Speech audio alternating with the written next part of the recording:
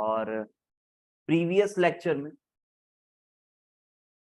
Lecture में हमने आपको कार्नोट साइकिल इंट्रोड्यूस कर दिया था आपके लिए, and this is thermo lecture 7।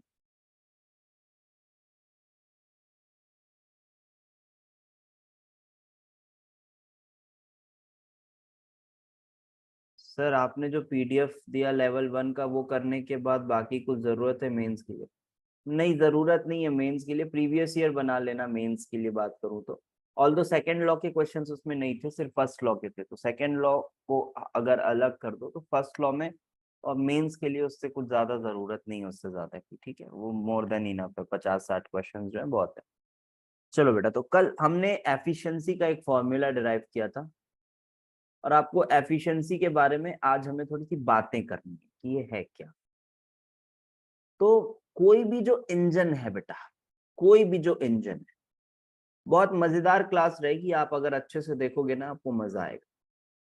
देखो, कोई भी जो इंजन है वो किस तरह से वर्क करता है, हम चाहते हैं उससे वर्क, हम चाहते हैं उससे वर्क, और हम देते हैं उसे हीट, हम देते हैं उसे हीट। तो हमने दी हीट, और वो उस हीट को वर्क में कन्वर्ट कर रहा है, वो उस हीट को वर्क में कन्वर्ट कर रहा है।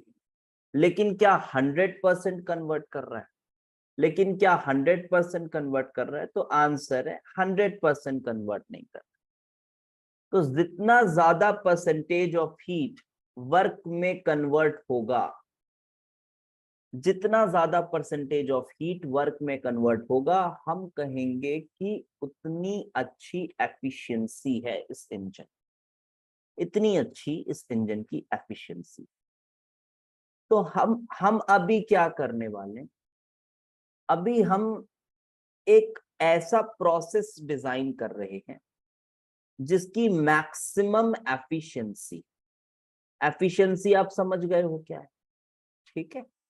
तो अगर हम कोई ऐसा एक प्रोसेस डिजाइन करें जो मैक्सिमम एफिशिएंसी के साथ वर्क करता हो, जो मैक्सिमम एफिशिएंसी के साथ वर्क करता हो, तो वो रिवर्सिबल साइकिल, वो रिवर्सिबल साइकिल ही है कार्नोट साइकिल। मैं बड़ा धीरे धीरे पढ़ाऊंगा आज, ठीक है, क्योंकि थोड़ा सा आपको हेवी लग सकता है, तो आराम से धीरे धीरे समझेंगे।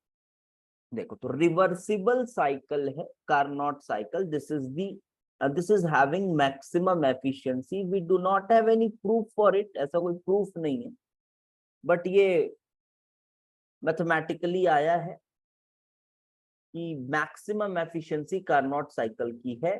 आप अगर चाहें तो कोशिश कर सकते हैं इसको डिस्प्रूव करने की, बट मत करिएगा, हो नहीं पाए, ठीक है। तो जरूरत नहीं है वो करने की, आप मान लीजिए कि ये सबसे ज्यादा एफिशिएंसी वाला एक साइक्लिक प्रोसेस रिवर्सिबली हमने परफॉर्म किया।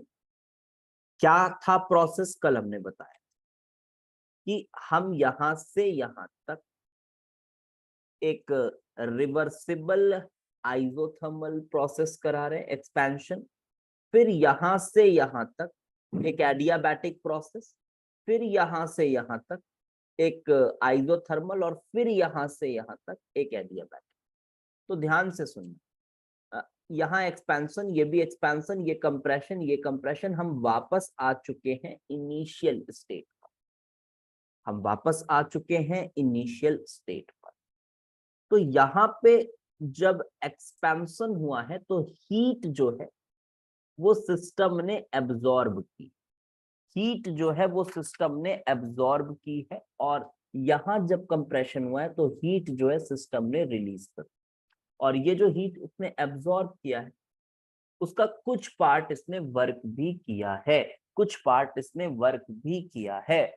मतलब अगर मैं इसको लिखना चाहूं तो मैं कुछ इस तरह से भी लिखा रहता है कि एक सोर्स है जो कि T2 टेम्परेचर पर है, सोर्स जहां से हीट आ रही, जहां से हीट आ रही, और ये जो आपका, ये आपका वर्किंग इंजन, ये आपका वर्किंग इंजन है जो काम परफॉर्म कर रहा है, जो काम परफॉर्म कर रहा है। लेकिन जब ये काम परफॉर्म कर रहा है तो साथ में कुछ हीट ये रिलीज भी कर दे रहा है। जैसे देखो, इसको हमने Q2 हीट दिया, इसने Q1 हीट रिलीज कर दी, और हीट रिलीज होता है एक कंपार्टमेंट में, दैट इज कॉल्ड सिंक। यहाँ सोर्स और सिंक के बारे में कुछ बहुत ज्यादा पढ़ने योग्य बातें हमको केमिस्ट्री में नहीं करनी।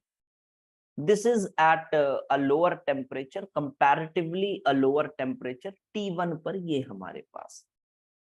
अब क्या करें? तो क्या करें सर इसका? ठीक है, ये है। तो मेरा एक आपको ये बताना मैं चाहता हूं कि बेटा देखो, जैसे A से B आए, फिर B से आप C आए सपोज तो क्या अभी तक कोई हीट आपने रिलीज किया है? क्या अभी तक कोई हीट आपने रिलीज किया यहां से यहां तक? तो आंसर है नहीं सर, कोई हीट रिलीज नहीं हुई है, सिर्फ एब्जॉर्ब हुई है और वर्क भी हो गया। हीट एब्जॉर्ब भी हुई है और वर्क भी हो गया। अब मैं अगर बोलूं कि यार क्या कोई ऐसा रास्ता है यहां तक जाने का, क्या सी से ए जाने का कोई ऐसा रास्ता है जहां हीट रिलीज ही ना हो? तो क्या जवाब है आपका? Heat release, no heat release. क्या कोई ऐसा रास्ता हम डिजाइन कर सकते हैं सी से ए जाने का जिस रास्ते पर कोई हीट रिलीज ना हो? तो आंसर है, देखो कुछ बच्चे, 2 3 4 बच्चों के मैसेज आ गए। उन्होंने कहा एडियाबैटिकली किया जा सकता है। तो देखो, फुल एडियाबैटिक ऐसा कह रहे हैं कुछ। तो देखो बेटा, आप ये बताओ मुझे, आप बी से सी आए हो एडियाबैटिकली, एक्सपेंशन कराए हो, ठीक है। अब आप अगर यहां से एडियाबैटिक कंप्रेशन कराओगे, जब आप यहां से एडियाबैटिक कंप्रेशन कराओगे सेम इसी स्टेट से, एडियाबैटिक, और उसी टेम्परेचर तक जाना है आपको, बिकॉज यहां पे भी टेम्परेचर T2 था और यहां पर भी टेम्परेचर T2 था। आप एडियाबैटिक प्रोसेस पीछे कराओगे उसी टेम्परेचर तक जाने के लिए। तो क्या नहीं समझ आ रहा आपको कि पाथ रिट्रेस हो जाए? तो अगर सी से ए आप एडियाबैटिक जाना चाहते हैं तो ऐसा कोई रास्ता ही नहीं, ऐसा कोई एडियाबैटिक रास्ता है ही नहीं जो सी से डायरेक्ट ए को जाता हो, ठीक है। तो आपको सी से बी ही जाना पड़ेगा अगर आप एडियाबैटिकली जा रहे हो उसी T2 पे। तो तो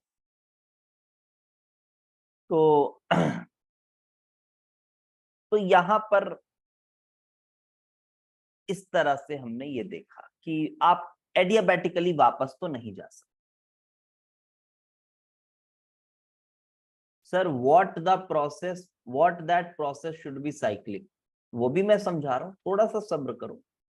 सब कुछ समझा रहे हैं कि साइक्लिक ही क्यों। पहले तो हमने ये देखा कि कोई वापस जाने वाला रास्ता नहीं है, फिर हमने यहां ये एक रास्ता बनाया है, ठीक है। This is the path by which we will be moving towards A, and ये ए जाने का रास्ता है और इस रास्ते में सबसे कम हीट रिलीज हो रही है, ये आप मान लीजिए। आप चाहें तो कोई काउंटर पाथ बना सकते हो जो, और मैथमेटिकली कुछ प्रूफ कर सकते हो जो इसको जिसको कॉन्ट्राडिक्ट कर रहा हो, बट करने की जरूरत नहीं है। आप बिल्कुल ट्रस्ट करिए, ये सही चीज है। Carnot cycle, this is having maximum reversible efficiency. तो ये मैं कह रहा हूं सी से ए जाने का ये जो कार्नोट पाथ हमने बनाया है, ये जो कार्नोट पाथ है, तो इस पाथ से this will release least amount of heat. तो ये लीस्ट अमाउंट ऑफ हीट को रिलीज करेगा,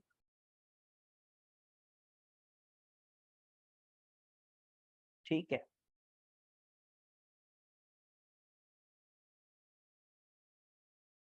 ठीक है, तो लीस्ट अमाउंट ऑफ हीट यहाँ पे आपको मिलेगी। तो ये आपका पाथ है जो कि सबसे ज्यादा एफिशिएंसी वाला है। अब पूछ रहा है कि सर सी से आइसोबारिक और फिर आइसोकोरिक कर सकते हैं क्या, ऐसा? अच्छा, सी से आइसोबारिक मतलब उसी प्रेशर पर आइसोबारिक कर। तो देखो मैं समझा रहा हूं, अगर आप आइसोबारिक प्रोसेस करते हो, सीधी सीधी लाइन ऐसी, कहां तक करें आइसोबारिक? इसी वॉल्यूम तक। अच्छा, तो उसी वॉल्यूम तक ऐसे आइसोबारिक करें, उसी प्रेशर पे इस वॉल्यूम तक। तो आपने एक तरह से कंप्रेशन कराया, आइसोबारिक कंप्रेशन कराया, मतलब आपका प्रेशर जो हुआ है वो आपने वही रखा है, लेकिन वॉल्यूम कम हो रहा है। तो उसी प्रेशर पे वॉल्यूम कम तभी हो सकता है जब क्या हो रहा हो, बताओ? उसी प्रेशर पर वॉल्यूम कम कब होगा? कब होगा वॉल्यूम कम? कंप्रेशन तो ठीक है, लेकिन आप यहां पे हीट के बारे में क्या बोल सकते हो? यस, सीधी बात, जब हीट रिलीज होगा, है ना? जब हीट रिलीज होगा तभी ऐसा हो सकता है। फर्स्ट लॉ से सोचो, बिकॉज आइसोबारिक प्रोसेस के लिए, आइसोकोरिक, सभी के लिए मैंने समझाया आपको कि कंडक्टिंग वेसल ही होना चाहिए। तो हीट रिलीज हो तो गई। अब हम यहाँ पे कोई कैलकुलेशन नहीं बैठाने वाले कि सर वो ज्यादा है कि कम है, वो उसमें पचड़े में फंसना ही नहीं है, ठीक है? तो ये हीट रिलीज हो गई ना, तो हीट रिलीज हो रही है, ऑब्वियसली उससे ज्यादा हीट रिलीज हो रही होगी, ये मान लेना है और आगे बढ़ना है। तो you can not draw a single step जहां पे हीट रिलीज ना हो रहा हो, तो ये बात हमको समझ आ गई। तो अब सवाल ये उठता है कि सर वाई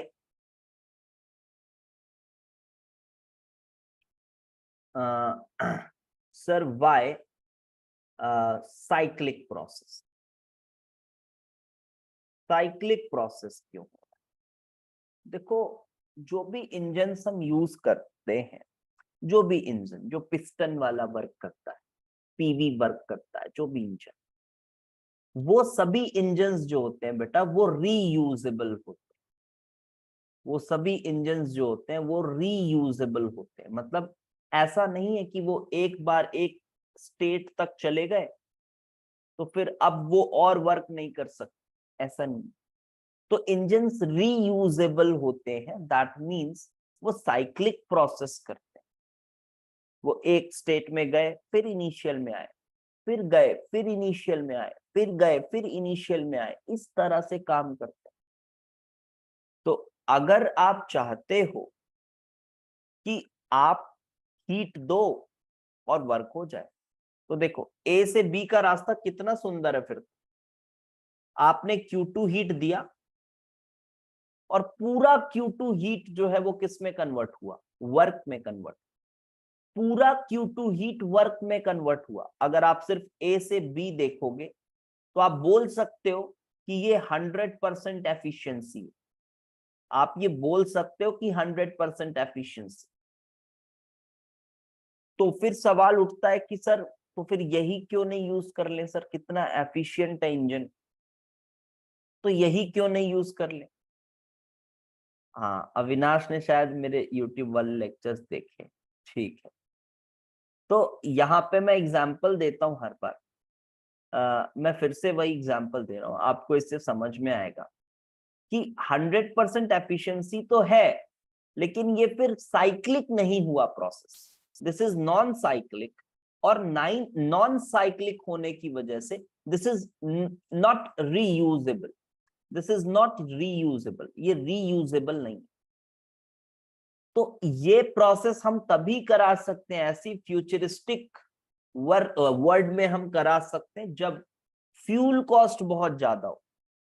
जब फ्यूल कॉस्ट बहुत ज्यादा हो और हम नहीं चाहते कि हमने जो फ्यूल बर्न करके हीट प्रोड्यूस किया है, हम जो फ्यूल बर्न कर रहे हैं एक्चुअली में फ्यूल का कंबशन हो रहा है, और फ्यूल के कंबशन से बॉन्ड्स जो हैं वो बहुत शक्तिशाली बॉन्ड्स बन रहे हैं। समझिए बात को, जब फ्यूल का कंबशन होता है तो हीट रिलीज होती है। तो हीट रिलीज क्यों होती है? क्योंकि कंबशन से कुछ शक्तिशाली बॉन्ड्स बने हैं, काफी स्ट्रॉन्ग बॉन्ड्स बने हैं, और उन बॉन्ड्स के फॉर्मेशन से काफी हीट रिलीज हुई है। तो फ्यूल को हमने ऐसे जलाया, तो जो हीट हमने रिलीज किया उस हीट से हमने एक वर्क करा। वर्क मतलब अभी समझ लो पिस्टन का मूवमेंट, बिकॉज पिस्टन मूव करेगा तो अंदर फिर जो मैकेनिक्स हैं गाड़ियों की या कोई भी इंजन वगैरह की, वो वर्क करती है। तो हमारा फोकस सिर्फ पिस्टन पे, पूरी गाड़ी पर नहीं है कि यार अंदर क्या क्या होता है ना, वो नहीं है। तो हम चाहते हैं कि थोड़ा भी हमारा जो फ्यूल है, जो हमने हीट ली है, क्योंकि हीट बहुत प्रीशियस है। मान लो पेट्रोल जब 2 लाख 3 लाख रुपए लीटर हो जाएगा, तो क्या आप ऐसा करना चाहोगे कि यार जो पेट्रोल से हीट है वो रिलीज होने दो, कोई दिक्कत नहीं है? ऐसा तो नहीं कर सकते आप। तो ये प्रोसेस आप तभी कर सकते हो जब आपके पास फ्यूल बहुत महंगा हो। और मैं एग्जांपल फिर से दे रहा हूं यही वाला, कि आप ऐसा कर सकते हो कि यार जब ऐसा हो जाए ना, तब इंजन्स की जो कॉस्ट होगी ना वो बहुत कम हो जानी चाहिए एज कंपेयर टू फ्यूल्स की कॉस्ट। तो आप पेट्रोल पंप पर जाकर आप ये बोल सकते हो कि सर ऐसा करो कि आप यहाँ पे, मेरे को 1 लीटर पेट्रोल नहीं चाहिए, मुझे आप बस 5 ml पेट्रोल डाल दो और 8-10 इंजन्स लगा दो, और 8-10 इंजन्स लगा दो, और इंजन्स कुछ ऐसा सिस्टम होगा गाड़ियों में कि इंजन यूज हो और खत्म हो जाए, एक बार यूज हो, थोड़ा सा वर्क करके दे और खत्म, इंजन खत्म, और वो इंजन ऐसा वेस्ट में जाता रहे। ठीक है, तो इसलिए अभी आपको थोड़ी सी क्लैरिटी आ गई होगी कि भाई साइक्लिक प्रोसेस कराना क्यों जरूरी है। ठीक है, साइक्लिक प्रोसेस कराना क्यों जरूरी है। अब आगे बढ़ते हैं। अब यहां से जो हमारा चैप्टर होने वाला है ये एक टर्न लेगा बहुत अच्छा। और अभी तक हमने एंट्रोपी को नहीं डिस्कस किया है, उसको भी इंट्रोड्यूस करेंगे अभी। हाँ वेद, ये जो तुम बोल रहे हो उस पे उसको बात करते हैं, उसकी बात करते हैं, रुको, उसकी बात करते हैं। वैसा वो होगा नहीं, कारनॉट कभी भी वॉयलेट नहीं होगा, बट फिर भी बात करते हैं। चलो, तो हमने ईटा का फॉर्मूला क्या बनाया था? ईटा का फॉर्मूला बनाया था T2 minus T1 upon T2 into 100, ये बनाया। एंड ये हमने बोला कि यार ये कब यूज करना है? जब रिवर्सिबल कारनॉट साइकिल हो, जब रिवर्सिबल कारनॉट साइकिल हो तभी यूज कर सकते हैं। और 100% एफिशिएंसी के लिए क्या चाहिए? फॉर 100% एफिशिएंसी, इसी फॉर्मूले से देखना चाहते हो देख लो। तो for 100% efficiency what we need is कि T1 जो हमारा हो वो 0 केल्विन पर हो, और T2 जो हमारा हो वो इनफाइनाइट केल्विन पर हो। कुछ ऐसा कुछ सीन बन रहा है, 100% एफिशिएंसी के लिए कुछ ऐसा सीन बन रहा है। और मैं बता दूं, ये दोनों ही चीजें, या फिर और बोल के लिखा, ये दोनों ही चीजें आप समझ लीजिए इम्पॉसिबल, ये दोनों ही चीजें इम्पॉसिबल हैं, बोथ आर इम्पॉसिबल। तो बात वही है कि 100% एफिशिएंसी मिल नहीं सकती, क्योंकि जो मैंने यहाँ सीधी शब्दों में बताया कि सी से ए जाने में कोई भी एक ऐसा पाथ नहीं है जहां हीट रिलीज ना हो, या फिर आप ऐसा कोई पाथ नहीं बना सकते जहां कोई भी स्टेप में हीट रिलीज ना हो। एक ना एक स्टेप आपको लगेगा ही जहां हीट रिलीज हो जाए। तो अब यहाँ पे मैं सेकेंड लॉ लिख देता हूँ। ठीक है, सेकेंड लॉ। तो it is impossible for a, बहुत फेमस स्टेटमेंट है, it is impossible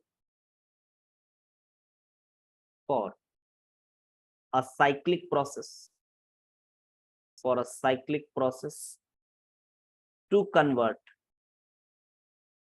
heat into work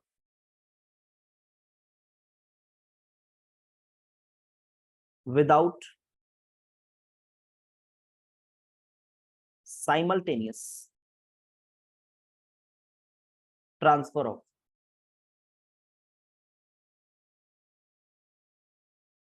some part of heat, some part of heat from a body at higher temperature to a body at lower temperature. To a body at lower temperature. तो ये हुआ second law. इस statement का mathematical proof है, अभी बिल्कुल mathematical proof आपको देंगे, ठीक है, बिल्कुल इसका सबका मैथमेटिकल प्रूफ देंगे अभी आपको।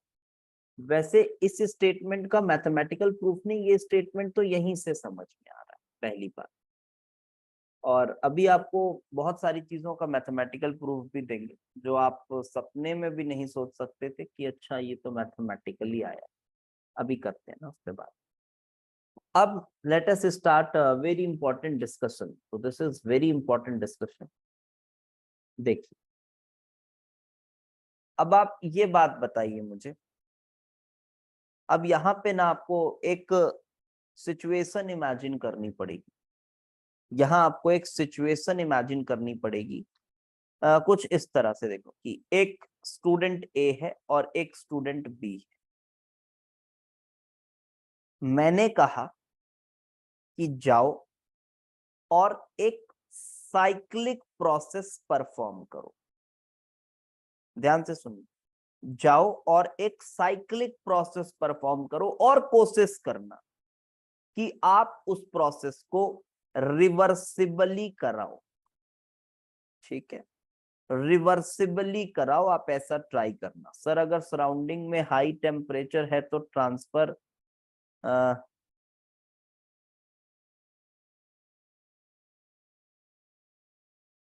क्या कुछ गलत लिख दिया क्या? क्या बोल रहे हो sir? Heat flows from high temperature to low temperature, but हम कैसे कह सकते हैं उल्टा नहीं होता उसका एक्सप्लेनेशन? हाँ हाँ, आ रहा है ना उसका। फिर अभी फिजिबिलिटी पे बात कर रहे हो आप लोग कि हाई टेम्परेचर से लो टेम्परेचर हीट ट्रांसफर होती है, तो ये क्यों होती है ये पूछ रहे हो। रुको ना, अभी आ रहे हैं ना उस फिजिबिलिटी पे बात ही अभी हमने कहाँ की, अभी तो लॉ बताया है बस। अभी वो सभी बताएंगे, फिजिबिलिटी पे बात करेंगे क्यों हो रहा है कैसे हो रहा है। देखो अभी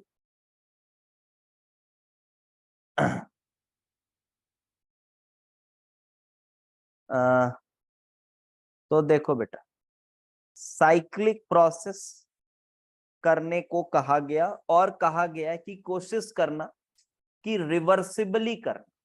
ठीक है, अब दो स्टूडेंट्स हैं, उन्होंने बिल्कुल प्रोसेस को रिवर्सिबली करने की अपने तरफ से एकदम भरपूर कोशिश की। अब एक बच्चा आया, बोला उसने कि देखो सर मैंने तो रिवर्सिबली करा है प्रोसेस, पक्की बात है कि मैंने रिवर्सिबल कार्नोट साइकिल परफॉर्म किया है, मैंने रिवर्सिबल कार्नोट साइकिल परफॉर्म कर लिया है। अब देखो प्रैक्टिकली हो नहीं सकता, ये बस आपको समझाने के लिए बोला जा रहा है। तो अब फिर टीचर ने कहा यार कि यार चलो भाई तुम अपनी एफिशिएंसी बताओ। तो वो बच्चा श्योर है कि मैंने रिवर्सिबली कार्नोट साइकिल परफॉर्म किया है, तो उसने झट से फॉर्मूला जो यूज किया, और वो फॉर्मूला था T2 minus T1 upon T2। उसने ये फॉर्मूला यूज किया कि वो तो श्योर है कि मैंने रिवर्सिबली ही परफॉर्म किया। लेकिन जो दूसरा बच्चा है वो थोड़ा डाउटफुल है, वो बोल रहा है कि सर मैंने परफॉर्म तो किया लेकिन देखो ये पक्का नहीं है कि मैंने रिवर्सिबली अचीव कर पाया हूं मैं या नहीं कर पाया हूं। तो उसने क्या किया, तो फिर टीचर ने कहा यार ठीक है चलो तुम श्योर नहीं हो तो चलो तुम Q1 Q2 वाला फॉर्मूला यूज कर लो। तो Q1 Q2 वाला जो फॉर्मूला है that was Q2 plus Q1 upon, क्योंकि देखो ये फॉर्मूला जो है ये फॉर्मूला तो सदाबहार था, ये आप प्रोसेस रिवर्सिबल हो या इरिवर्सिबल हो दोनों में बिल्कुल खुल के लगा सकते हो। तो ये दो सिचुएशंस है। अब इसको थोड़ा सोचो, अब यदि यदि इसने इसने ये स्टूडेंट बी ने अगर इसने इरिवर्सिबली परफॉर्म किया होगा, ध्यान से समझना, अगर इसने इरिवर्सिबली परफॉर्म किया होगा तो जो दोनों में कौन सी वैल्यू बड़ी आएगी? Obviously sir T2 minus T1 upon T2, क्योंकि अगर वो इरिवर्सिबली कर दिया उसने या फिर उसने कार्नोट से हटकर कुछ भी कर दिया तो उसकी एफिशिएंसी तो कम ही आएगी। तो जब ये इस तरह से होगा, इनइक्वालिटी की साइन पे ध्यान देना, when T2 minus T1 upon T2 is greater than Q2 plus Q1 by Q2, that means the process has been done by student B irreversibly। ये irreversibly हो रहा है, और यदि बराबर है इसका मतलब वो रिवर्सिबली हो रहा है, और यदि ये बड़ा है तो ये संभव ही नहीं। दिस इज नॉट पॉसिबल, ठीक है, दिस इज नॉट पॉसिबल। अब थोड़ा सा आगे बढ़े, तो हमने अभी यहाँ पे क्या बोला, हमने यहाँ पे एक मैथमेटिकल सा एक्सप्रेशन डिराइव किया है लॉजिक से, और हमने कहा है Q2 plus Q1 by Q2 is less than equal to T2 minus T1 upon T2।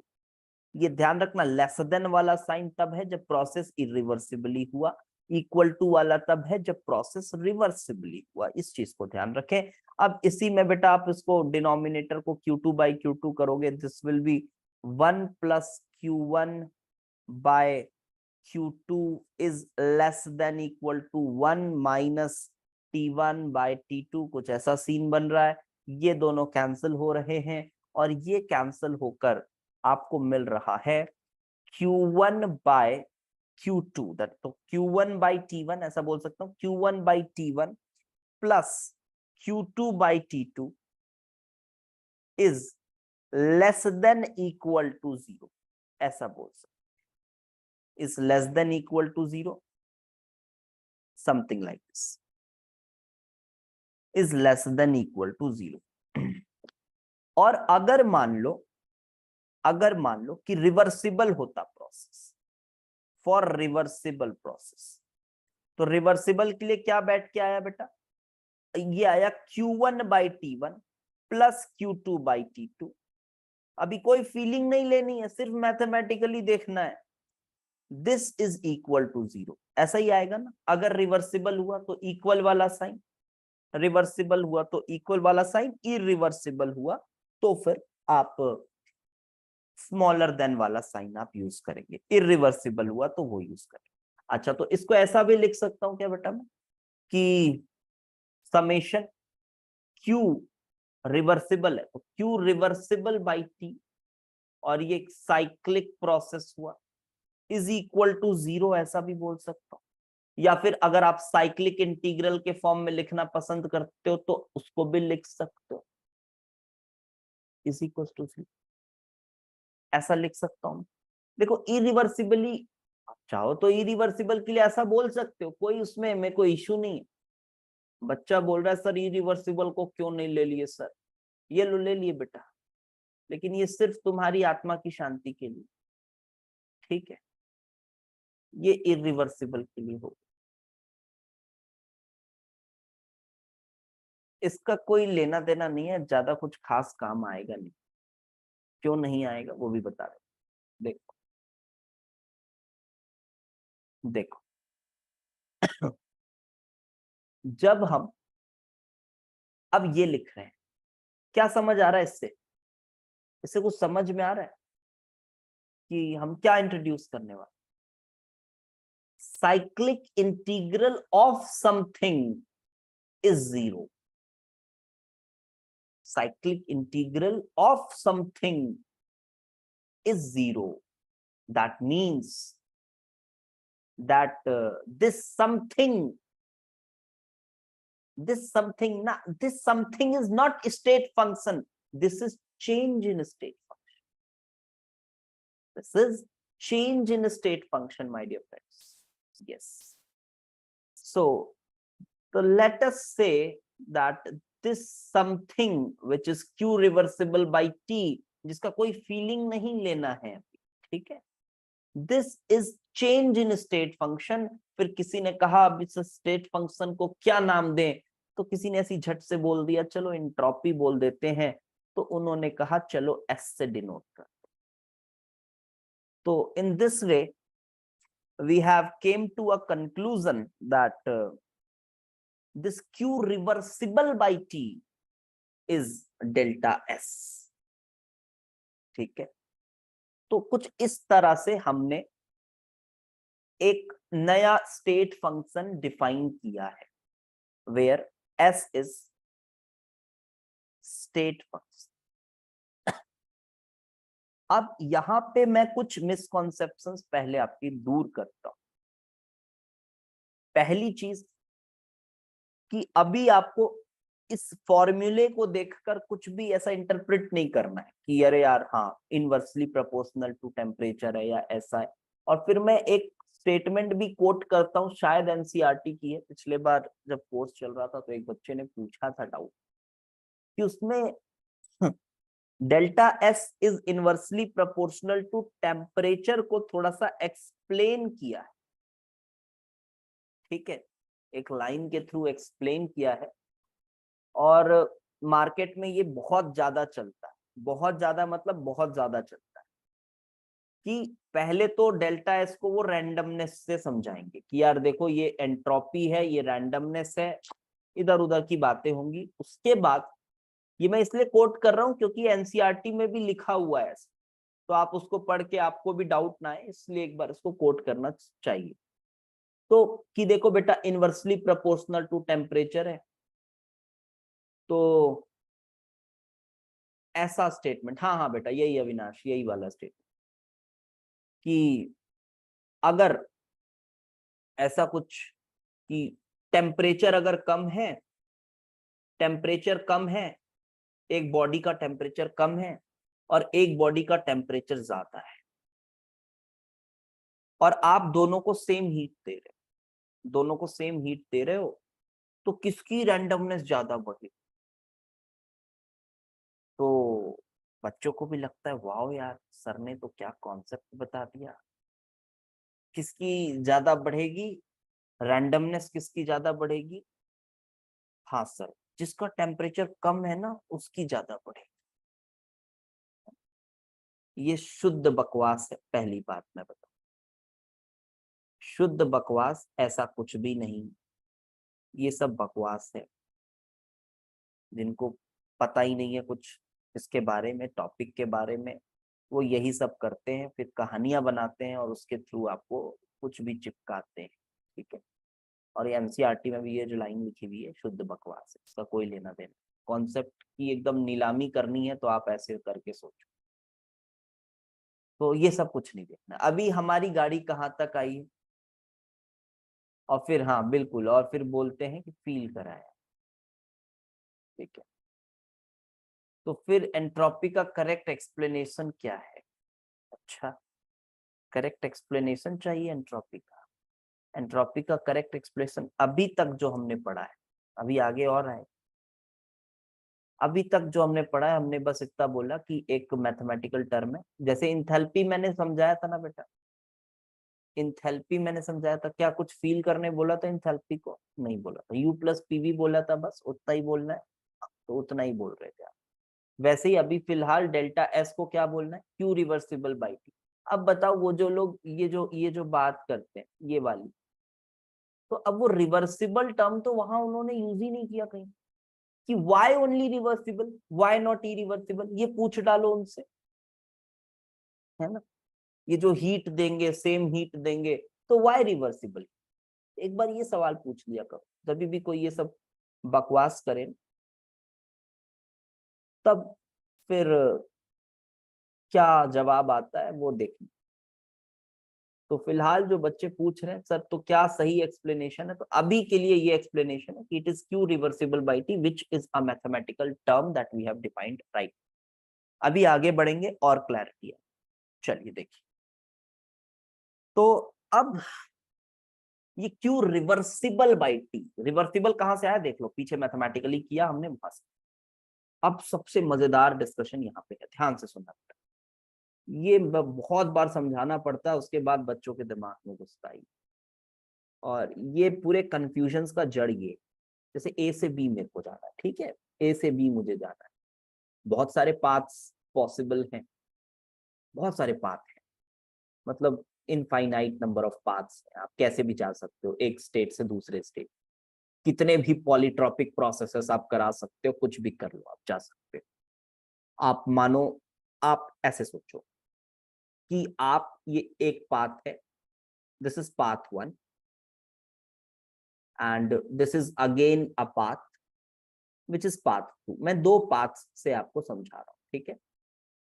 ये जो पाथ है ये रिवर्सिबल पाथ, और ये जो पाथ है ये इरिवर्सिबल पाथ, रिवर्सिबल पाथ और इरिवर्सिबल पाथ, ठीक है। अब मैंने कहा कि पाथ 1 के लिए नहीं, पाथ 2 के लिए, पाथ 2 के लिए मुझे डेल्टा एस निकाल, क्या ये संभव है? पहले बताओ मुझे आप लोग, पाथ 2 के लिए मुझे डेल्टा एस निकाल, क्या ये संभव है? देखो लाइन से आंसर नो नो आ रहे हैं, वेद का आंसर यस आया है, बाकी सबके नो आ रहे। तो देखो बेटा, अगेन आप फॉर्मूले, आप उस टर्म को ध्यान रखो कि एस बेटा एक स्टेट फंक्शन, तो कैसा भी पाथ हो, अगर आप ए से बी जा रहे हो तो चेंज इन स्टेट फंक्शन तो इधर भी सेम होगा, इधर भी सेम होगा। तो इरिवर्सिबल वाले पाथ में, अच्छा बेटा देखो, क्या यहां भी हीट रिलीज होगी, कुछ क्यू की कुछ वैल्यू होगी इस पाथ में? देखो ध्यान से, बहुत ही इंपॉर्टेंट चीज चल रही है ये, बहुत ज्यादा इंपॉर्टेंट। आगे जो कैलकुलेशन ऑफ डेल्टा एस हम करेंगे, ये नहीं दिमाग में घुसाना, तो वो बहुत ही अजीब लगेगा आपको पढ़ने में। ध्यान से देखना बेटा, क्यू जो है ये हीट है, ठीक है। हाँ गर्वित, मैं अभी समझा रहा हूं, देखो समझ में आएगा। देखो ये हीट है इधर का, और इधर जो हीट होगा, क्या इधर हीट भी क्यू ही होगा? क्या सेम अमाउंट ऑफ हीट होगा इधर? इस पाथ 1 में भी सेम अमाउंट ऑफ हीट होगा? नहीं, क्योंकि सर हीट तो एक पाथ फंक्शन है ना, वो तो अलग होगा। तो इधर कैपिटल क्यू है हीट, मान लो दिस इज कैपिटल क्यू, और बेटर आप इसको रिवर्सिबल हीट है और ये इरिवर्सिबल हीट है, ऐसा। तो अगर मुझे पाथ 2 की डेल्टा एस वैल्यू निकालनी है, अगर मुझे पाथ 2 की डेल्टा एस वैल्यू निकालनी है बिटवीन ए एंड बी, तो क्या मैं इस पाथ की हीट को यूज कर सकता हूं? क्या मैं ऐसा लिख सकता हूं, हीट बाय टी, इसका जो भी टेम्परेचर हो, जो भी टेम्परेचर हो वो, अभी फिलहाल के लिए मान लो कि टेम्परेचर कांस्टेंट है, तो क्या मैं ये यूज कर सकता हूं, इस पाथ की हीट को यूज कर सकता हूं? आंसर है नहीं, इसको यूज नहीं कर सकते। हाँ, आप क्यू इरिवर्सिबल बाई टी की वैल्यू निकाल सकते हो, आप इसकी वैल्यू निकाल सकते हो, बट क्या ये वैल्यू चेंज इन एंट्रोपी होगी? क्या ये वैल्यू चेंज इन एंट्रोपी होगी? आंसर है नहीं, ये चेंज इन एंट्रोपी नहीं होगी। तो क्या होगी? तो कुछ होगी, क्या करना है उससे? तो कुछ है, एक नंबर है बस, और कुछ लेना देना नहीं उसका, ठीक है, एक नंबर है। लेकिन अगर मुझे पाथ 1 की डेल्टा एस निकालनी, तो क्या मैं इसी हीट की यूज कर सकता हूं? आंसर है जी हाँ, मैं इसी हीट का यूज कर सकता हूं और इसी प्रोसेस के टेम्परेचर को यूज कर सकता हूं। अब आपके मन में आ रहा होगा सर टेम्परेचर चेंज हो गया तो, अरे चेंज हो गया तो इंटीग्रेट वगैरह कर लेंगे, अभी फिलहाल मान के चलो कि टेम्परेचर कांस्टेंट। तो मैं बोला कि क्यू रिवर्सिबल बाई टी मैं ये यूज कर रहा हूं डेल्टा एस। तो सर पाथ 2 के लिए क्या करें सर, क्या जुगाड़ है सर पाथ 2 के लिए? अरे जुगाड़ ही जुगाड़ है, बिटवीन ए और बी आपने एक किसी भी पाथ से डेल्टा एस निकाल लिया ना, delta S change in state function निकाल लिया, तो पाथ 2 के लिए भी जो डेल्टा एस होगा वो यही क्यू रिवर्सिबल बाई टी होगा, वो वैल्यू तो यही होगी। सर वो हीट तो सर उस पाथ की है ना, अरे क्या करना है उस पाथ की है, तो डेल्टा एस डिफाइंड ही इस तरह से है कि आप उसके लिए क्यू रिवर्सिबल यूज करना पड़ेगा, आपको उसके लिए क्यू रिवर्सिबल यूज करना पड़ेगा। आप ऐसा कोई इरिवर्सिबल पाथ के लिए अगर आपको डेल्टा एस निकालना है ना, तो उसके लिए आपको पहले ए से बी के बीच में एक रिवर्सिबल पाथ बनाना हो, या फिर आपको एक रिवर्सिबल हीट के बारे में पता होना चाहिए कि अरे यार अगर वहां से वहां जाए, तो सोचो डिफाइंड इस तरह से है कि अगर आपको यहां से यहां तक के बीच का डेल्टा एस चाहिए तो आपको पहले क्या सोचना पड़ेगा, अरे यार ए से बी के बीच में एक रिवर्सिबल पाथ बनाओ तो चलो। अच्छा ये रिवर्सिबल पाथ बन गया, अच्छा चलो तो यार इस पाथ में कितनी हीट इन्वॉल्व है वो कैलकुलेट करो, हो गया। अच्छा चलो टेम्परेचर कैलकुलेट करो, तो उस पाथ से जो हीट बाई टी की वैल्यू है वो हर एक पाथ की between two states A and B delta S की वैल्यू होगी, डेल्टा एस की वैल्यू होगी। क्या ये बात सभी को समझ में आई है, एक बार बताएं थोड़ा सा, एक बार थोड़ा बता दें तो मैं आगे बढ़ पाऊं। Yes sir delta S is not state, हाँ delta S is not state function, S is a state function. तो चेंज इन स्टेट फंक्शन की बात हो रही है, ठीक है, change in state function. Okay देखो, तो यहाँ पे क्या लिखते हैं, यहाँ पे लिखते हैं sir how can we create a path sir which is reversible. देखो हम ऐसा कोई क्रिएट नहीं करेंगे, अभी आप मान लो कि आपको आपके पास उस रिवर्सिबल पाथ की जानकारी है, आप अभी ये मान लो, ठीक है, ऐसा कोई क्रिएट विएट करने नहीं आएगा। Sir how can we say that it will be equal in both cases. अच्छा how can we say that it will be equal, अच्छा मुझे ये बताओ क्या एस स्टेट फंक्शन है, इसमें कोई शक है आपको कि एस स्टेट फंक्शन नहीं, इसमें कोई शक नहीं है बिकॉज ई यहां से आ गई। अच्छा स्टेट फंक्शन क्या होते थे, बिटवीन टू स्टेट्स उनमें चेंज हमेशा सेम होता था, यही तो होते थे, तो फिर किस बात का शक। तो बिटवीन टू स्टेट्स वो स्टेट फंक्शन है तो चेंज सेम ही होगा, उसमें क्या दिमाग। यस ठीक है, सो रिवर्सिबल और इरिवर्सिबल में सेम फाइनल स्टेट्स हर बार ले पाएंगे, नहीं ले पाएंगे, हर बार नहीं ले पाएंगे, ठीक है नहीं ले पाएंगे। तो फिर क्या करें, अरे जुगाड़ी जुगाड़ है, अभी देखेंगे।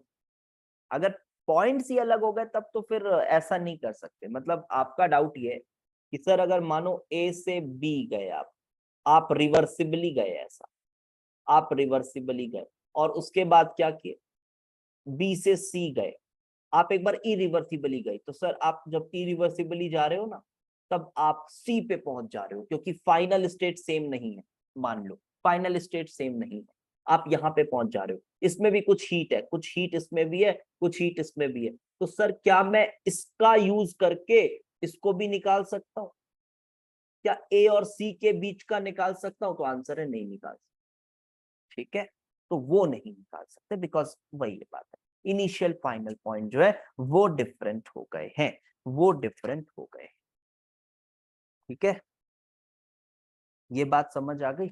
अब आते हैं बेटा सबसे धमाकेदार पोर्शन में, दैट इज क्लॉसियस इनइक्वालिटी, ठीक है, क्लॉसियस इनइक्वालिटी। देखो कुछ भी अभी फील नहीं करा हमने, अभी कुछ फील नहीं करा, सब मैथमेटिकल चल रहा है, सब मैथमेटिकल चल रहा है, देखते जाइए, और मैथमेटिक्स से बड़ा प्रूफ कुछ नहीं है भाई, क्लॉसियस इनइक्वालिटी। इसको पढ़ते हैं कुछ बच्चे, कुछ बच्चों को तो नहीं पढ़ाया जाता है कहीं कहीं, बट मतलब सर हम चेंज इन एंट्रोपी नहीं निकाल पाएंगे एडियाबैटिक में, निकाल लेंगे बेटा निकाल लेंगे, अभी देखेंगे कैलकुलेशंस ना, एडियाबैटिक हो चाहे जो हो सब में निकाल लेंगे, देखेंगे आगे उसका भी तरीका है। तो क्लॉसियस इनइक्वालिटी, आप लोग मुझे ये बताओ कि आपने जिन्होंने भी अगर मान लो पढ़ा है या कहीं देखा है इसको क्लॉसियस इनइक्वालिटी को, क्या इसका कोई मीनिंग समझ आया, ऐसा कुछ फील हुआ है इस इनइक्वालिटी को पढ़ने के बाद कि हाँ यार ये फील हुआ यार, समझ आ गया, ऐसा कुछ। तो मैं बताऊं तो एकदम ऐसा डल सा लगता है कि ठीक है एक है कुछ इनइक्वेशन है, Q by T is inverse is less than equal to ds, इस तरह का कुछ है, अब हो गया, बस सर पढ़ लेते, देख के आगे निकल जाते हैं। लेकिन इसमें बहुत गहराई छुपी हुई है, अब इसको समझते हैं। अगले 10 मिनट और बहुत फोकस के साथ देखिएगा, नहीं तो ये थोड़ा समझ में नहीं आएगा, मैं बता रहा हूँ, एक बार में समझ में नहीं आएगा, आप इसको देखिए ढंग से। अब आप थोड़ा सा ऐसा सोचिए कि ए से बी हम गए हैं इरिवर्सिबल, ठीक है, ए से बी हम गए हैं इरिवर्सिबली, एंड देन हम बी से ए जा रहे हैं रिवर्सिबली। हमने कराया एक साइक्लिक प्रोसेस, हमने कराया एक साइक्लिक प्रोसेस, ठीक है। और इस साइक्लिक प्रोसेस में क्या मैं ये कह सकता हूं कि इसमें Q बाई टी की वैल्यू जो होगी, अब ये Q जो है ये कोई रिवर्सिबल इरिवर्सिबल नहीं, टोटल इस प्रोसेस में जो Q है, Q बाई टी का जो साइक्लिक इंटीग्रेशन है वो या तो लेस देन या तो इक्वल टू 0 है, ये तो हम बोल सकते हैं। ये लेस देन कब आता है बेटा? इरिवर्सिबल के लिए। ये कब आता है बेटा? रिवर्सिबल के लिए। ये तो बोल ही सकते हैं। ये बिल्कुल, ये हमने अभी डिराइव किया, डिराइव्ड अर्लियर, यहां लिख देता हूं मैं, this is derived earlier. Now अब आगे बढ़े, तो मैं इसको थोड़ा ऐसा लिखता हूं, ठीक है, देखना ध्यान से। ए से बी इरिवर्सिबल पाथ था, तो ये हमने लिखा Q irreversible by T, plus B से ए जो है वो रिवर्सिबल पाथ था, तो मैं लिखूंगा Q reversible by T is less then 0। अच्छा, क्या इसको मैं कुछ लिख सकता हूं? इसको कुछ लिख सकता हूं? जी हाँ सर, इसको आप delta S from A to B ये लिख सकते हैं, बिल्कुल लिख सकता हूं। Q रिवर्सिबल बाई टी हो गया, तो इसको मैं लिख सकता हूं। अच्छा, अब कुछ बच्चे ये पूछ रहे हैं सर यहाँ पे आपने लेस देन ही लिखा, इक्वल टू को उड़ा क्यों दी? क्योंकि मैं यहाँ पे ओवरऑल प्रोसेस की बात कर रहा हूं। तो अगर आपके साइक्लिक प्रोसेस में कोई एक भी स्टेप इरिवर्सिबल हो गया ना, तो पूरा प्रोसेस आप उसको रिवर्सिबल बोल ही नहीं सकते, वो प्रोसेस इरिवर्सिबल हो गया। समझ पा रहे बात? क्योंकि एक भी स्टेप अगर इरिवर्सिबल हो गया तो वो पूरा प्रोसेस आप उसको इरिवर्सिबल बोलेंगे, प्योरली रिवर्सिबल आप बोल ही नहीं पाएंगे। तो इसलिए ये पूरा प्रोसेस जो है ए से बी जाने वाला, वो एक तरह का इरिवर्सिबल प्रोसेस हो गया है। तो मैं सिर्फ यहाँ पे, ये मैं भूला नहीं हूं यहाँ पे इक्वल लगाना, ये इस तरह से हुआ है, ठीक है, ये इस तरह से हो गया ना। अब यहाँ पे हमने ये लिखा, हम अब देखो इसको ऐसा लिख सकते हैं, Q irreversible by T from A to B is less than delta S। ये सॉरी, यहां पे B से A लिखा था, यहां से B से A लिखा था और ये उधर गया, तो ये थोड़ा सा B से A होगा ना बेटा, ये देख लेना, ये B से A होगा ऐसा। तो जब ये उधर गया तो क्या ये A से B हो गया? जी हाँ, ये A से B हो गया। तो ये अब देखो हम कहाँ आ चुके हैं। अब वो जो साइक्लिक प्रोसेस था उसको भूल जाओ, अब ये एक जनरल इक्वेशन बन गया है, कोई कंडीशन नहीं लगी है इसमें, देख लो, एक तरह का जनरल इनइक्वेशन बन गया ये। मतलब सर, मतलब अब हम ए से बी आ गए, देखो, मतलब ए से बी, कहीं से भी कहीं तक एक जनरल इनइक्वेशन बन गया। साइक्लिक प्रोसेस भूल जाओ, क्योंकि अब ए से बी की बात हो रही है। देखो, ए से बी हमने कह दिया कि यार ए से B Q irreversible by T is less than delta S A से बी। और अब आप इसको फील मत करो, मैथमेटिकली देखो क्या कोई स्टेप में कोई दिक्कत है? क्या ये जनरल इक्वेशन नहीं है? बिल्कुल है, क्योंकि इसको भी हमने मैथमेटिकली पीछे डिराइव किया, इसको भी मैथमेटिकली पीछे डिराइव किया। सर ए बी कैसे हुआ? बेटा ए बी हुआ ना यार, ये उधर गया तो माइनस हो गया, तो डेल्टा एस बी ए था, उधर गया माइनस हो गया, तो minus of that will be equal to delta S A B. ऐसे हुआ। ठीक है, समझ आया?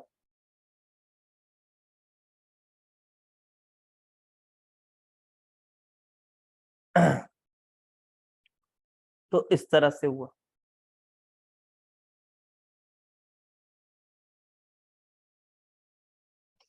अच्छा, क्यू इरिवर्सिबल बाई टी को उधर भेजते, नहीं अपोजिट टर्म नहीं आता, तो उससे क्या आता, अपोजिट नहीं आता, वो माइनस ऑफ समथिंग करके आता। तो क्यू इरिवर्सिबल बाई टी वाले को अगर आप उधर भेजते बोल रहे हो, तो वो कुछ ऐसा आता, delta S A B is equals to, या फिर डेल्टा एस बी ए रहता है इधर, उससे कोई लेना देना थोड़े ना, delta S B A is less than minus Q irreversible by T, ऐसा कुछ आता। ठीक है, तो ये माइनस साइन भी है ना, तो क्या आप ये बोल रहे हो कि ये और ये अलग हो गया? सर अलग नहीं हुआ, मैथमेटिकली सेम है, लेकिन इसका कोई काम नहीं है, इसलिए हम उसको उस तरह से नहीं कर रहे हैं। लिमिट चेंज हो गया, ठीक है, सब चेंज कर दो ना, कोई दिक्कत नहीं है, लेकिन ये और ये अलग थोड़ी ना, ऐसा थोड़ी ना बोल सकते हैं कि ये कुछ और बोल रहा है, ये कुछ और बोल रहा है, लेकिन ये जो बोल रहा है इसको हमको इससे कोई लेना देना ही नहीं है। ये माइनस की साइन लगी हुई है यहाँ पे, तो आप इसको कैसा कंपेयर भी नहीं कर सकते कि अच्छा वो कुछ और है, वो कुछ और है, अपोजिट डायरेक्शंस में बात हो रही है, ऐसा कुछ नहीं कॉन्ट्रडिक्ट होगा, आप देख सकते हैं। तो यहाँ एक जनरल इक्वेशन इन इक्वेशन बन गया है फ्रॉम ए टू बी। मतलब ये क्या कहना चाह रहा है, ये कहना चाह रहा है कि ए से B this Q irreversible by T is less than delta S, is less than, तो ये कहना चाह रहा है Q irreversible by T is less than delta S, ये हो गया। और क्यू रिवर्सिबल बाई टी होता है इक्वल टू डेल्टा एस, ये होता है इक्वल टू डेल्टा एस। अब इन दोनों को अगर मैं कंबाइन करूंगा, इन दोनों को मैं कंबाइन करूंगा, तो मैं क्या पाऊंगा, इन दोनों को कंबाइन करूंगा तो मैं पाऊंगा Q by T is less than equal to delta S, and this is your Clausius inequality, this is your Clausius inequality, this is your Clausius inequality।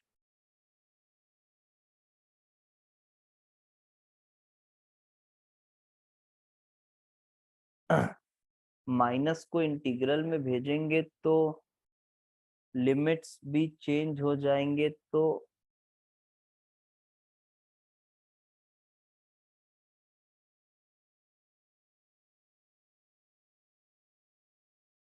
नहीं समझ रहा हूं मैं क्या बोल रहे हो। ये क्लॉसियस इनइक्वालिटी है, दिस इज क्लॉसियस इनइक्वालिटी।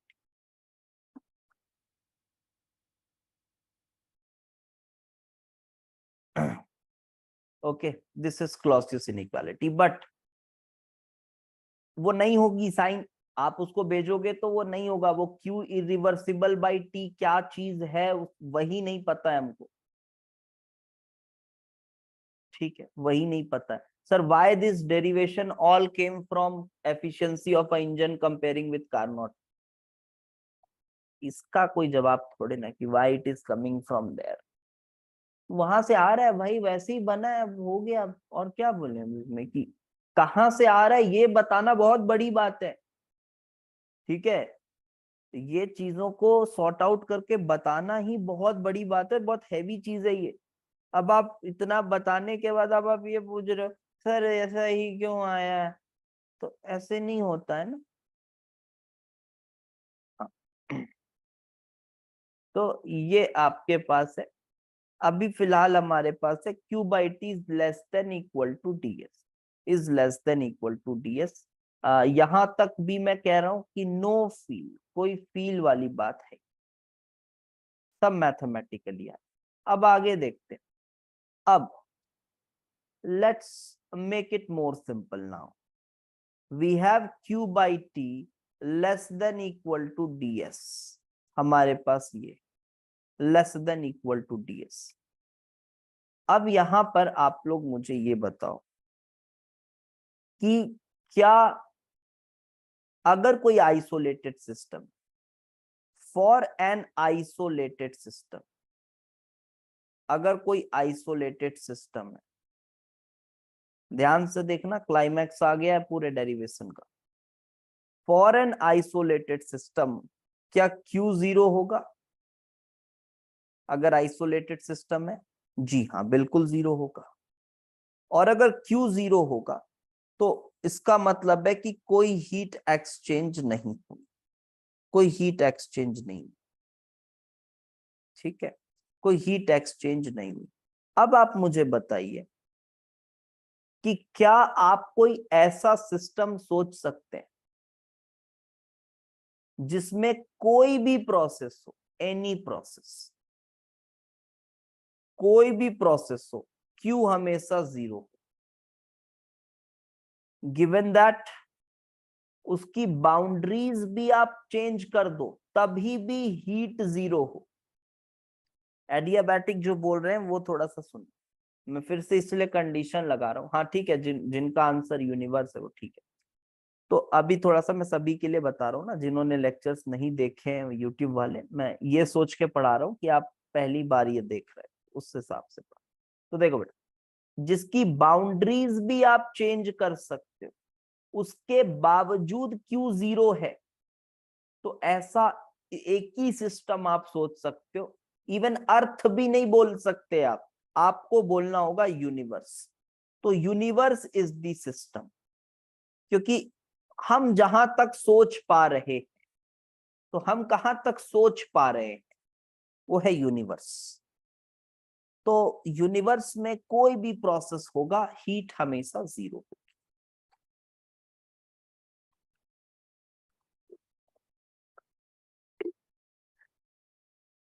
तो इससे क्या मैं ये कह सकता हूं कि ds, इसी इनइक्वालिटी को देखो, ग्रेटर देन और इक्वल टू 0 होगा, किसके लिए? For universe. मतलब अभी फिर से, अभी मैं रैंडमनेस की बात ही नहीं कर रहा, मैं बोल रहा हूं जो ds टर्म है वो यूनिवर्स के लिए हमेशा या तो ग्रेटर देन 0 होगा या तो इक्वल टू 0 होगा। अब देखो बेटा कि ये ग्रेटर देन 0 कब होगा? जब इरिवर्सिबल प्रोसेस हो। और इक्वल टू 0 कब होगा? जब रिवर्सिबल प्रोसेस, जब रिवर्सिबल प्रोसेस हो, जब इरिवर्सिबल प्रोसेस। और इसीलिए हम कहते हैं, इसीलिए हम कहते हैं कि इरिवर्सिबल प्रोसेस मतलब पॉसिबल प्रोसेसेस जो फाइनाइट स्टेप्स में हो जाएं, जो फीजिबल प्रोसेसेस हैं। तो अभी हमने फीजिबिलिटी के बारे में ये बताई कि फीजिबल वही प्रोसेस है, स्पॉन्टेनियस बोल सकते हैं हम, स्पॉन्टेनियस वही प्रोसेस है, फीजिबल वही प्रोसेस है, या इरिवर्सिबल वही प्रोसेस है जिस प्रोसेस के होने से, जिस प्रोसेस के होने से entropy change of the universe, entropy change of the universe is greater than 0, is greater than 0।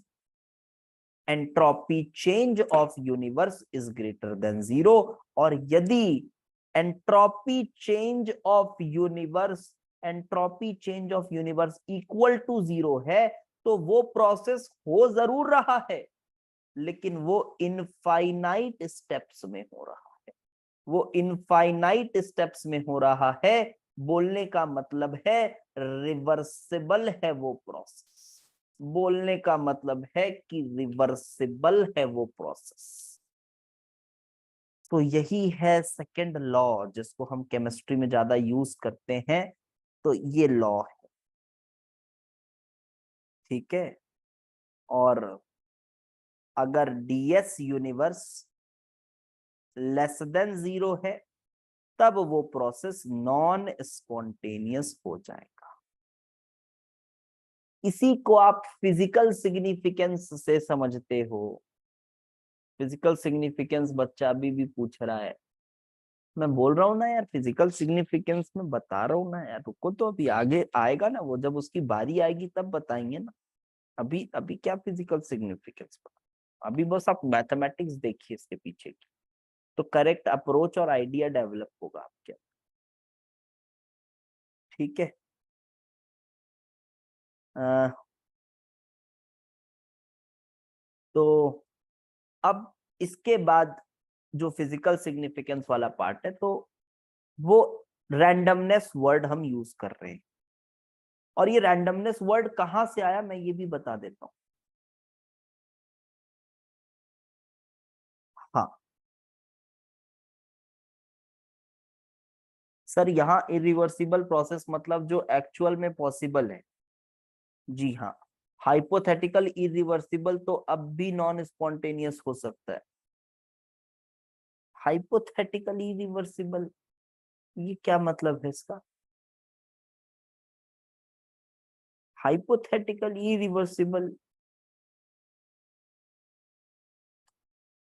कौन सी दुनिया में हूं मैं समझ नहीं पा रहा हूँ। ये हाइपोथेटिकल इरिवर्सिबल, अरे सीधी सी बात है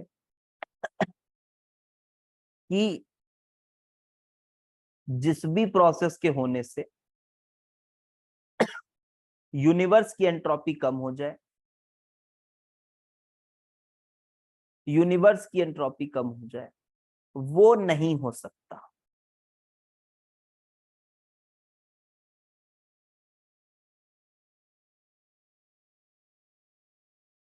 कूलिंग इन हॉट इन्वायरमेंट को फाइनाइट स्टेप्स में इमेजिन कर सकते हैं। अरे कूलिंग इन हॉट इन्वायरमेंट वो नॉन स्पॉन्टेनियस है। अगर कोई प्रोसेस नॉन स्पॉन्टेनियस है तो उसके लिए ना तो फाइनाइट स्टेप्स ना तो इनफाइनाइट स्टेप, ऐसा कुछ नहीं है। नॉन स्पॉन्टेनियस है। ठीक है। स्पॉन्टेनियस प्रोसेस क्या है? स्पॉन्टेनियस प्रोसेस जो हो जाए, जो हो सकता है। तो अभी मैं थोड़ा सा जो अभी बात करने जा रहा हूं,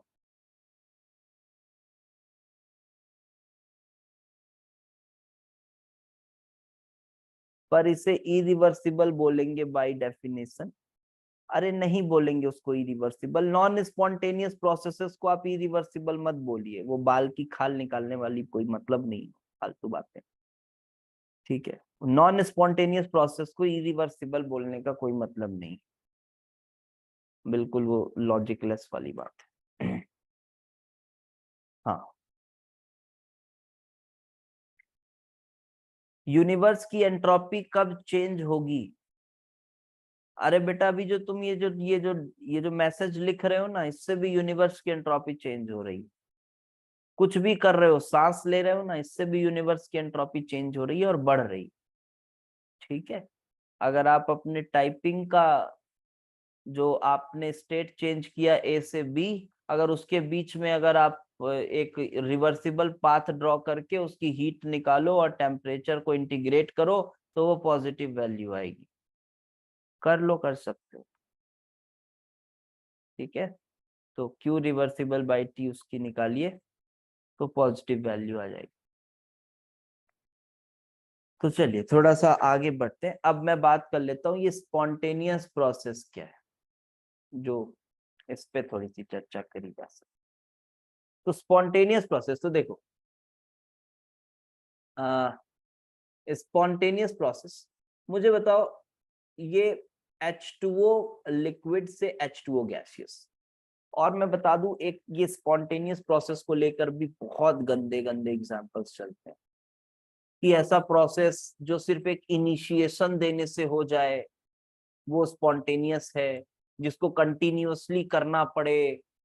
ये चलता है ना, बताना मुझे। सुना होगा आप लोगों ने भी, ये सब सुना होगा कि जो इनिशिएशन देने पर हो जाए वो स्पॉन्टेनियस है, जिनको कंटिन्यूअस देना पड़े हीट या जो भी है वो नॉन स्पॉन्टेनियस है।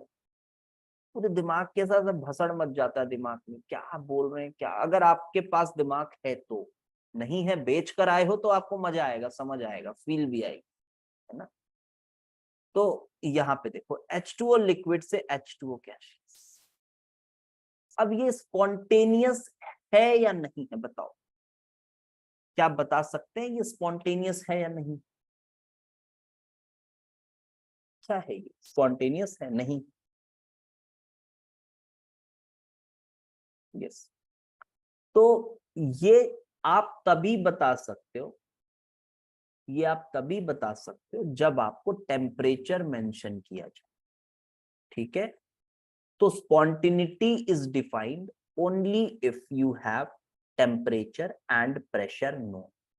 आपको कंडीशंस भरपूर पता होनी चाहिए।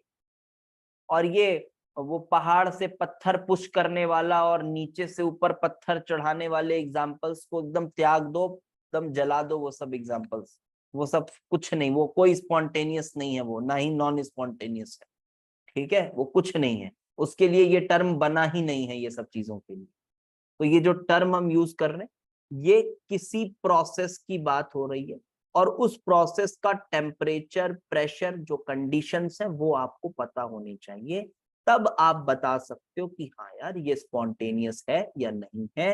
ये थर्मोडायनेमिक स्पॉन्टेनिटी की बात हो रही है, ठीक है। सर लिक्विड से गैस कन्वर्ट करने में रैंडमनेस बढ़ेगा ना सर?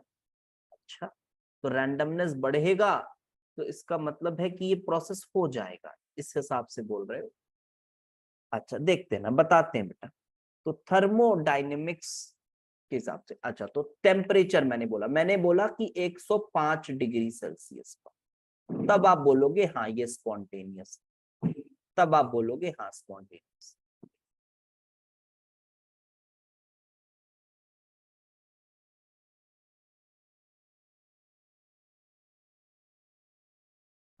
105 डिग्री स्पॉन्टेनियस है अगर 1 एटीएम प्रेशर है। सर जो स्पॉन्टेनियस वो तो है, वो है ना जो प्रोसेस हो रहा है, जो प्रोसेस हो जाए। हाँ भाई, तो जो प्रोसेस हो जाए, तो पानी लिक्विड से पानी गैस कन्वर्ट कब हो जाएगा? कभी हो जाएगा, कभी नहीं हो जाएगा। तो अगर मैं बोल रहा हूं कि सिर्फ H2O लिक्विड से गैस, ये स्पॉन्टेनियस है कि नहीं, तो तुम कह रहे हो कि इसमें टेम्परेचर प्रेशर की क्या जरूरत है? अरे भाई बिना टेम्परेचर प्रेशर के तुम कैसे बताओगे कि ये होगा या नहीं होगा? तो पूरी जरूरत है। अब इसी चीज को मैं कहूं यार 30 डिग्री सेल्सियस 1 एटीएम पर, क्या अब ये होगा? तो ये नहीं होगा, तो ये नहीं होगा, ठीक है। तो फिर मैं बोलूंगा कि स्पॉन्टेनियस नहीं है। और अभी एक बात और मैं बताता हूं कि ये देखो पर इवेपोरेशन, ये देखो ये भी डाउट आता है, पर इवेपोरेशन तो होता है ना, इवेपोरेशन तो होता है। तो सर कन्वर्ट तो हो रहा है सर, 30 डिग्री पर भी कन्वर्ट हो रहा है। बस आ, यही दिक्कत होती है जब थोड़ा हम इस तरह के एग्जाम्पल से सोचते हैं। तो देखो मेरी बात को समझो, इसके लिए हमें थोड़ा सा भी और एक दो क्लास अच्छे से करना होगा तो समझ में आएंगी बातें। और अभी आप ऐसा सोच रहे हो, आप क्या, मैं बता रहा हूँ 99% टीचर लोग को भी यही लगता है कि यहां से ये यहाँ जा रहा है ना, तो हम क्या कर रहे हैं, पूरे वाटर को पूरा गैस में कन्वर्ट, ऐसे ही लगता होगा कि हाँ पूरे लिक्विड को पूरे गैस में। तो यार पूरा लिक्विड पूरे गैस में कन्वर्ट हो गया, तो हम उसके लिए डेल्टा एस निकाल रहे हैं। ये वाला भी पर्दा भी आपके आंख के ऊपर से हटेगा, लेकिन मैं एक बार में नहीं बता सकता सब, थोड़ा सा समय। इवेपोरेशन की कोई बात नहीं है यहाँ पे, evaporation is completely a different phenomena. आपको मैंने इवेपोरेशन बॉइलिंग बहुत अच्छे से लिक्विड सॉल्यूशंस में पढ़ाया है ना, उसको भी लेकर बहुत सारे मिसकॉन्सेप्शंस थे, वो भी क्लियर किया। तो इवेपोरेशन की बात नहीं है, हम यहाँ पे अभी सिर्फ बात कर रहे हैं कि ये लिक्विड से गैस, ये जो इक्विलिब्रियम है, ये जो लिक्विड से गैस, ये प्रोसेस आगे जाएगा या नहीं, ये प्रोसेस आगे जाएगा या नहीं, इक्विलिब्रियम शिफ्टिंग की बात हो रही है। देखो ऐसे सोच, थोड़ा सा बॉइलिंग और इवेपोरेशन को थोड़ा समझेंगे तो समझ में आएगा। इवेपोरेशन तो कंप्लीटली डिफरेंट फिनोमेना है, वो अलग बात है। तो स्पॉन्टेनिटी का फिलहाल मतलब ये है।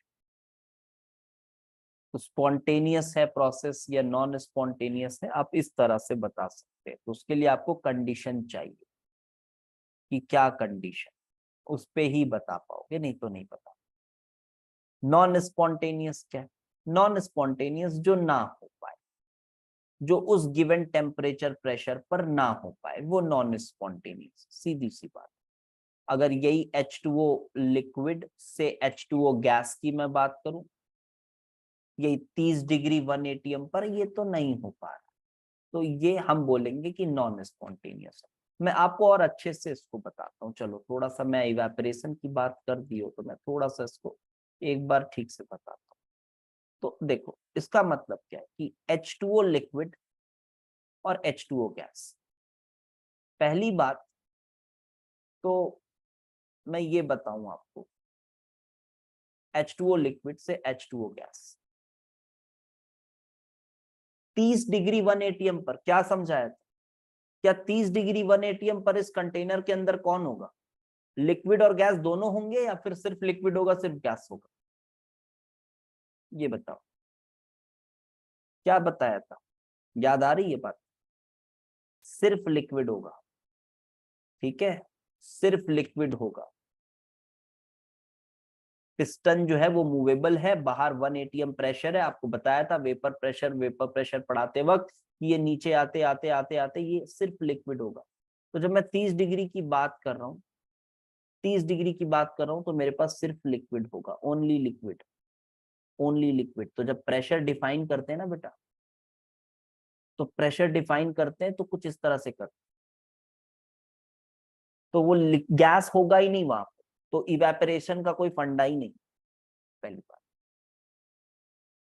तो लिक्विड सॉल्यूशंस के आप रिकॉर्डेड लेक्चर देख सकते हो यार। अभी अभी मैं पूरा लिक्विड, वो जो बॉइलिंग है वो एक बार मैं अभी डेल्टा एस कैलकुलेशंस में बताऊंगा, आपको पढ़ाऊंगा।